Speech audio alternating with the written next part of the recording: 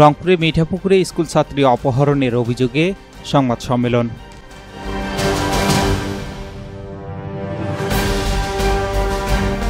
আসসালামু আলাইকুম।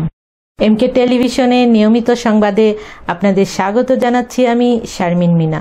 এতক্ষণ শুনছিলেন সংবাদ শিরোনাম, এখন ডেস্ক থেকে বিস্তারিত।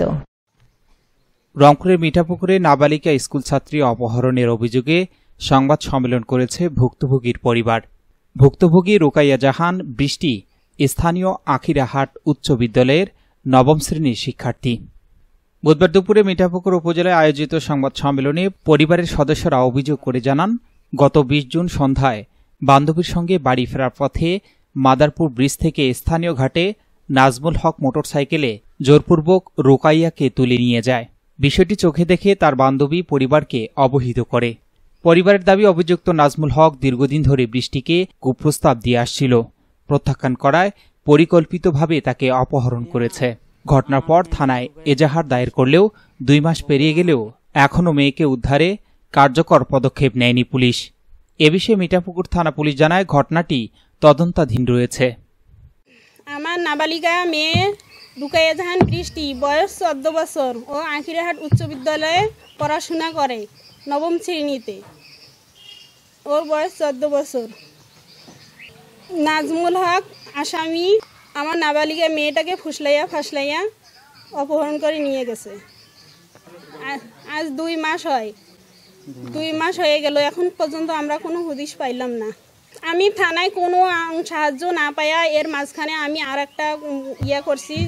আমি কোর্টে গেছিলাম। কোর্টে যায় আমি একটা নারী অপহরণের মামলা দিছিলাম, কিন্তু কোর্টের মামলার কাগজটা যখন থানায় আসছে, ওখানে জজের সাইন টাইন হয়ে থানায় আসছে। থানার লোকেরা ওই কাগজটাও আটকাইয়া দিছে। ওনারা ওই কাগজটাও কোনো গুরুত্ব দেয়নি, এখন পর্যন্ত কোনো গুরুত্ব দেয়নি। আমি এখন সরকারের কাছে চাচ্ছি আমার মেয়েটা উদ্ধারের জন্য, উদ্ধার চাইতেছি আমার মেয়েটাকে। S Rahman, news desk, MK television. শেষ করছি এমকে টেলিভিশনের নিয়মিত সংবাদ। এতক্ষণ সাথে থাকার জন্য আপনাদের সবাইকে অনেক অনেক ধন্যবাদ।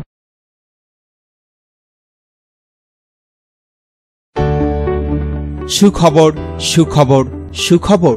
সুচিকিৎসার জন্য এক দারুণ সুখবর। আপনি কি যৌন, চর্ম, অর্শ, টনসিল, টিউমার, প্যারালাইস, হাঁপানি, বন্ধ্যাত্ব, অর্শ, পিত্তপাথর, মূত্রপাথর, স্তন ক্যান্সার, জরায়ু ক্যান্সার, গনোরিয়া, স্বাস্থ্যহীনতা, জন্ডিস, জটিল ও কঠিন রোগে ভুগছেন? তাহলে আজই যোগাযোগ করুন মা হোমিও হলে।